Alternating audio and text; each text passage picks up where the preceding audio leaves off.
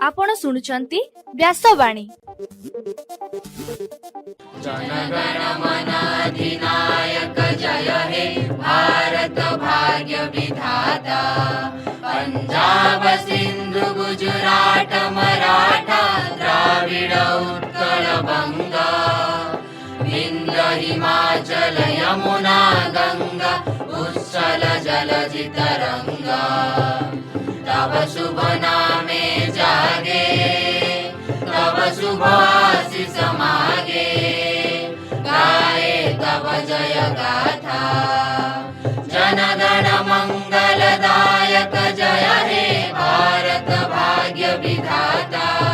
जय हे जय हे जय हे जय जय जय जय हे। या कुन्देन्दु तुषार हार धवला।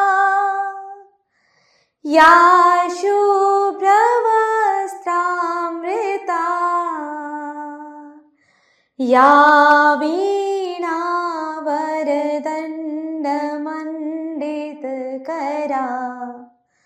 या श्वेतपद्मासना।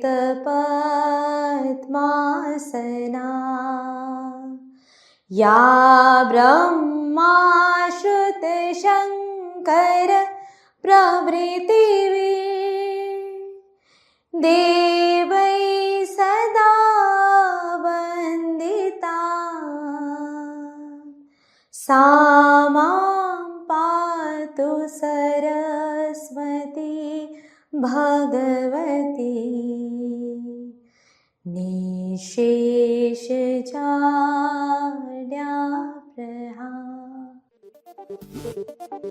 नमस्कार व्यासवाणी खबर सहित मु नंदिनी। प्रथमे मुख्य खबर। गरम और गुळुगुळी पाई राज्यर 9टी जिले में स्कूल खरा छुट्टी बढ़िला। आसंता जुलाई 1 तारिख ओडिशा रे बीबीजी रामजी योजना कार्यकारी हेबा नै राज्य सरकार पक्षर विज्ञप्ति प्रकाशित। राज्य में 20टी बृहत प्रकल्प को मंजूर कले सरकार। पुरी कोणार्क और हीराकुद को विश्वस्तरीय पर्यटन स्थली रे परिणत कराजिब। माओवादी माने लुचाई रखिथिबा विपुल परिमाणर अस्त्रशस्त्र को ठाब कला कंधमाल पुलिस। फ्रांस रे चलीथिबा G7 सम्मेलनीर विश्व नेता को भेटिले प्रधानमंत्री नरेंद्र मोदी। अफगानिस्तान को हराई दिनिकिया क्रिकेट श्रृंखला जीतिला भारत। एवं चलित मास शेष आड़कू राज्य में लघुचाप वर्षा हेबा नै पूर्वानुमान कला भुवनेश्वर आंचलिक पाणीपाग विज्ञान केन्द्र। एबे संपूर्ण खबर। राज्य में स्कूल छात्र छात्री सुरक्षा और स्वास्थ्य को दृष्टि रखी 9टी जिले में स्कूल ग्रीष्म छुट्टी को वृद्धि करा जाइछि। छुट्टी वृद्धि होइथिबा जिला गुड़िक है झारसुगुड़ा, संबलपुर, सुंदरगढ़, बरगढ़, बलांगीर, सोनपुर, बौद्ध, अनुगुल और देवगढ़।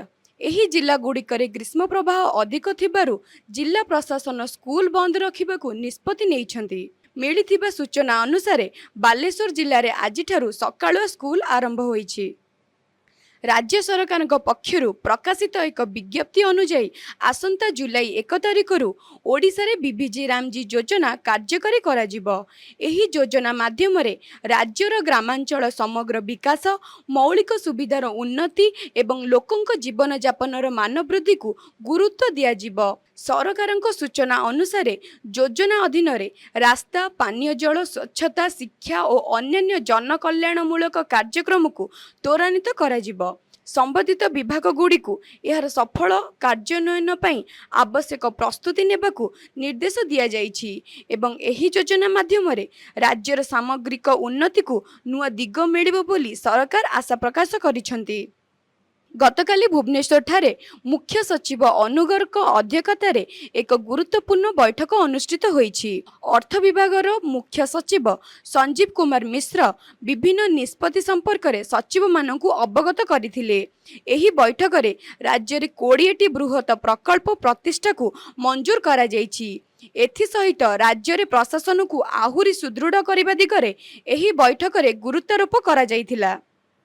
गतकाली लोकसभा भवन ठारे ओडिशारे विश्वस्तरीय पर्यटन स्थलीर विकास संपर्कित राज्यस्तरीय कर्मशाला राज्य पर्यटन विभाग द्वारा आयोजित होइथिला। एथिरे पर्यटन विभाग द्वारा 2टी प्रस्तावित पर्यटन स्थली पुरी, कोणार्क और हीराकुद विषय रे तथ्य रखा जाइथिला। जगन्नाथ संस्कृति, कोणार्क सूर्य मंदिर, ओडिशार विस्तृत बेलाभूमि चिलिका और रघुराजपुर ऐतिह्य ग्राम को केन्द्र करी पुरी कोणार्क अंचल को एक विश्वस्तरीय ऐतिह्य आध्यात्मिक तथा बेलाभूमि पर्यटन स्थली भावे उपस्थापन करा जाइथिला। अन्यपटे हीराकुद जलाशय और देब्रीगढ़ वन्यप्राणी अभयारण्य को भित्ति करी हीराकुद को इको टूरिज्म, जल पर्यटन और दुसाहसिक पर्यटन स्थली भावे उपस्थापन करा जाइथिला। एथिरे पर्यटन विभाग दायित्व रे थिबा उपमुख्यमंत्री प्रभाती परिडा अध्यक्षता करिथिले। ओडिशार पर्यटन स्थली गुड़िक विश्वस्तरीय भित्तिभूमि, उत्कृष्ट सेवा और पर्यटकों को अन्य अनुभूति प्रदान करी आंतर्जातीय स्तर में प्रतियोगितामूलक करबा पई उपमुख्यमंत्री बैठक में गुरुत्वारोप करथिले। कंधमाल जिल्लार कोटगढ़, बालीगुड़ा एवं तुमुड़ीबंध थाना अंचल जंगलरू जिला पुलिस विपुल परिमाण अस्त्रशस्त्र और विस्फोरक सामग्री उद्धार करिछि। एगुड़िक माओवादी माने लुचाई रखिथिबा जिला आरक्षी अधीक्षक रमेंद्र प्रसाद एक सांबादिक सम्मेलन रे गतकाली सूचना देइछन्ति। पूर्वरु आत्मसमर्पण करिथिबा माओवादी मानक तथ्य आधार रे एही सबु जंगल रे पुलिस चढ़ाऊ करिथिला। उद्धार अस्त्रशस्त्र मध्य गोटे 303 राइफल्स, 4टी बंदूक, गोटे 303 मैगजीन समेत माओवादी पोशाक, जोता, छता, टिफिन बक्स आदि रहिथिबा जणा पड़िछि। फ्रांस चली G7 सम्मेलन अवसर में प्रधानमंत्री नरेंद्र मोदी एकाधिक विश्व नेता भेटी द्विपाक्षिक आलोचना करिसेंति। जर्मन चांसलर फ्रेडरिक मर्ज बैठक में रणनीति और अर्थनीति संपर्क मजबूत करने उपरे आलोचना होईछि। यूएई राष्ट्रपति शेख मोहम्मद बिन जायद अल नाह्यान उच्चस्तरीय बैठक होइथिला। कनाडा प्रधानमंत्री मार्क कार्निंग वाणिज्य, शक्ति और टेक्नोलोजी नहीं आलोचना होईछि। एहा सह Modi Britain, Japan, Kenya, Egypt और दक्षिण कोरियार नेतांकु मध्य भेटिछन्ति। गतकाली अफगानिस्तान को 170 रन रे परास्त करी भारत 3 टिकिया दिनिकिया क्रिकेट श्रृंखला को जीति नेइछि। लखनऊ स्थित अटल बिहारी वाजपेयी एकना स्टाडियम ठारे एही मैच खेला जाइथिला। प्रथमे बैटिंग करिथिबा भारत यशस्वी जयसवाल को विकेट हराई विपद रे पड़िथिला। तेबे अधिनायक शुभमन गिल और ईशान किशन को शतकीय इनिंग्स बल रे भारत मोट 402 रन करिथिला।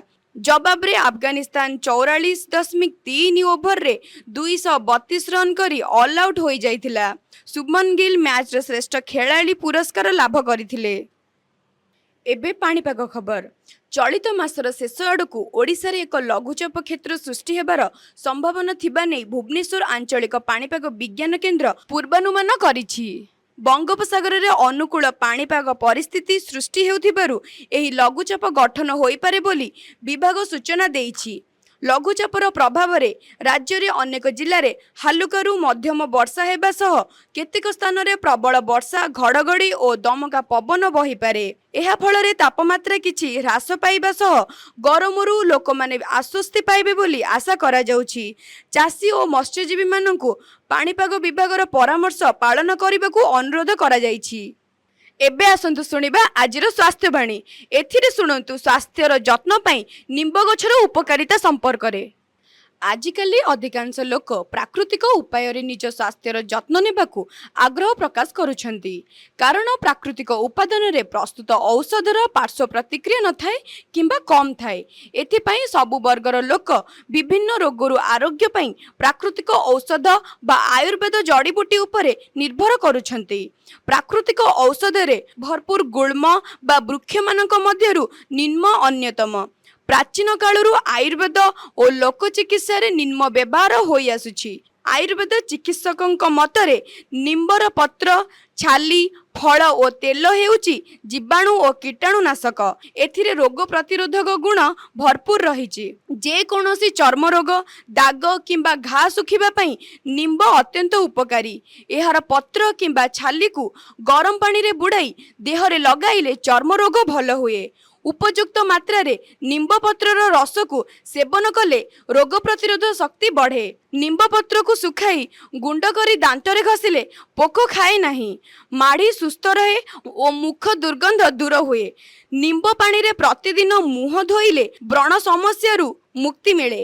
यह चर्मर अत्यधिक तेलिया अंश को बाहर कर दिए एवं चर्मर सौंदर्य वृद्धि कराए। निम्ब पत्र हजम प्रक्रिया रे उन्नति आनी थाए। यार प्रभाव ठंडा होइथिबारु यह अम्लता हृदघातरु मुक्ति देई थाए।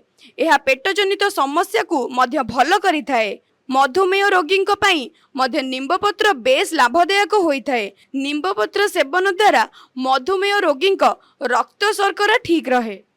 आजिर खबर को एइडी रखुचु। नमस्कार।